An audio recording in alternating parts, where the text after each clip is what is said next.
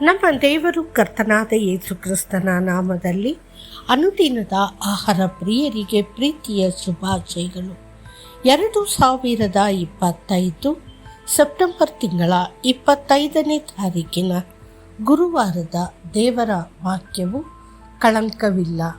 ನನ್ನ ಪ್ರಿಯೆಯೇ, ನೀನು ಸುಂದರಿ, ನಿನ್ನಲ್ಲಿ ಯಾವುದೇ ಕಳಂಕವಿಲ್ಲ. ಪರಮಗೀತ 4:7. ಸೊಲೊಮೋನನ ಪರಮಗೀತೆಯು ಹಾಡುಗಳಲ್ಲಿ ಅತ್ಯಂತ ಶ್ರೇಷ್ಠವಾದದ್ದು.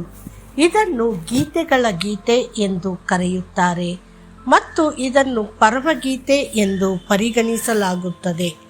ಆದರೆ ಅದೇ ಸಮಯದಲ್ಲಿ ಪರಮಾತ್ಮನೊಂದಿಗೆ ಅತ್ಯುನ್ನತ ಕ್ಷೇತ್ರಗಳಲ್ಲಿ ಚಲಿಸುವ ಶ್ರೇಷ್ಠ ಗೀತೆ ಎಂದು ಇದನ್ನು ಕರೆಯಬಹುದು. ಆತನ ಪ್ರೀತಿಯಿಂದ ತುಂಬಿದೆ. ಈ ಪುಸ್ತಕವು ಆಳವಾದ ಆಧ್ಯಾತ್ಮಿಕ ಸತ್ಯಗಳು ಮತ್ತು ರಹಸ್ಯಗಳನ್ನು ಒಳಗೊಂಡಿದೆ. ಇದು ಪ್ರಾಥಮಿಕವಾಗಿ ಕ್ರಿಸ್ತನ ಮತ್ತು ಸಭೆಯ ಬಗ್ಗೆ ಮಾತನಾಡುತ್ತದೆ.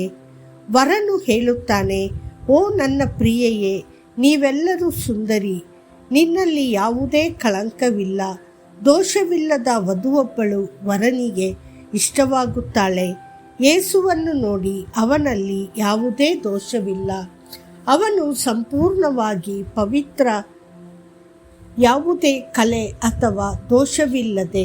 ಅದಕ್ಕಾಗಿಯೇ ಅವನು ತನ್ನ ಆರೋಪ ಮಾಡುವವರನ್ನು ಪ್ರಶ್ನಿಸುತ್ತಾ, ನಿಮ್ಮಲ್ಲಿ ಯಾರು ನನ್ನನ್ನು ಪಾಪದ ಅಪರಾಧಿ ಎಂದು ನಿರ್ಣಯಿಸುತ್ತಾರೆ ಎಂದು ಕೇಳಲು ಸಾಧ್ಯವಾಯಿತು.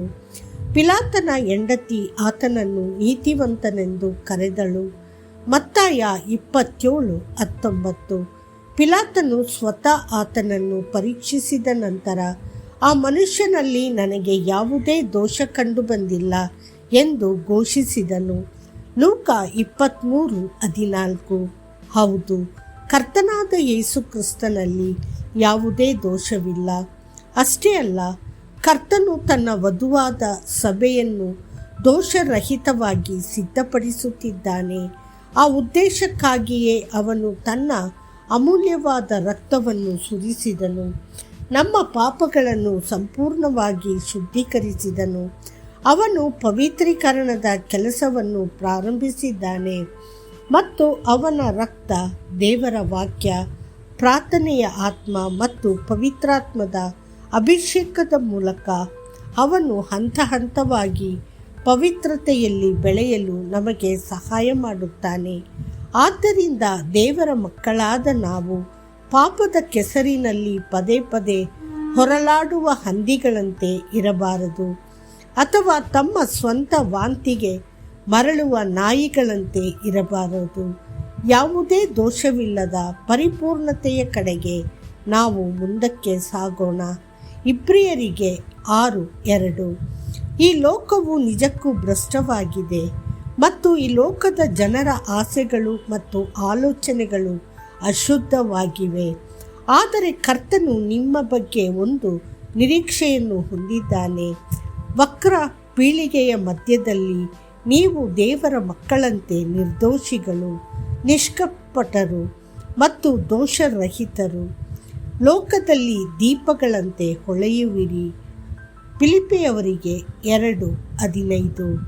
ದೇವರು ನಿಮ್ಮನ್ನು ಸಂಪೂರ್ಣವಾಗಿ ಶುದ್ಧರಾಗಿಯೂ ದೋಷರಹಿತರಾಗಿಯೂ ತನ್ನ ಸಾನ್ನಿಧ್ಯದ ಮುಂದೆ ನಿಲ್ಲಿಸುವುದೇ ಆತನ ಉದ್ದೇಶ. ಅದಕ್ಕಾಗಿಯೇ ಆತನು ತನ್ನನ್ನು ತಾನೇ ವಧುವಿಗಾಗಿ, ಸಭೆಗಾಗಿ ಕಲೆ, ಸುಕ್ಕು ಅಥವಾ ಅಂತಹದ್ದೇನೂ ಇಲ್ಲದ, ಆದರೆ ಪವಿತ್ರ ಮತ್ತು ದೋಷರಹಿತವಾಗಿ ಇರುವ ಮಹಿಮೆಯ ಸಭೆಯನ್ನು ತನಗೆ ಅರ್ಪಿಸಿಕೊಳ್ಳಲು ಕೊಟ್ಟನು. ಎಫೆಸದವರಿಗೆ 5:27. ದೇವರ ಪ್ರಿಯ ಮಕ್ಕಳೇ, ಯಾವಾಗಲೂ ನಿಮ್ಮ ಪವಿತ್ರತೆಯನ್ನು ಕಾಪಾಡಿಕೊಳ್ಳಿರಿ, ಪರಿಪೂರ್ಣತೆಯ ಕಡೆಗೆ ಮುನ್ನಡೆಯಿರಿ. ಲೋಕವನ್ನಾಗಲಿ ಲೋಕದಲ್ಲಿರುವವುಗಳನ್ನಾಗಲಿ ಪ್ರೀತಿಸಬೇಡಿರಿ. ಯಾವನಾದರೂ ಲೋಕವನ್ನು ಪ್ರೀತಿಸಿದರೆ ತಂದೆಯ ಪ್ರೀತಿಯು ಅವನಲ್ಲಿಲ್ಲ. 1 ಯೋಹಾನ 2:15. ಮತ್ತಷ್ಟು ಹೆಚ್ಚಿನ ಧ್ಯಾನಕ್ಕಾಗಿ ವಚನ. ದೇವರಿಂದ ಹುಟ್ಟಿದವನು ಪಾಪ ಮಾಡುವುದಿಲ್ಲ, ಏಕೆಂದರೆ ಆತನ ಬೀಜವು ಅವನಲ್ಲಿ ನೆಲೆಗೊಂಡಿದೆ. ಅವನು ದೇವರಿಂದ ಹುಟ್ಟಿದವನಾದ್ದರಿಂದ ಪಾಪ ಮಾಡಲು ಸಾಧ್ಯವಿಲ್ಲ. 1 ಯೋಹಾನ 3:9. ಕರ್ತನು ನಿಮ್ಮನ್ನು ಆಶೀರ್ವದಿಸಲಿ. ಆಮೇನ್.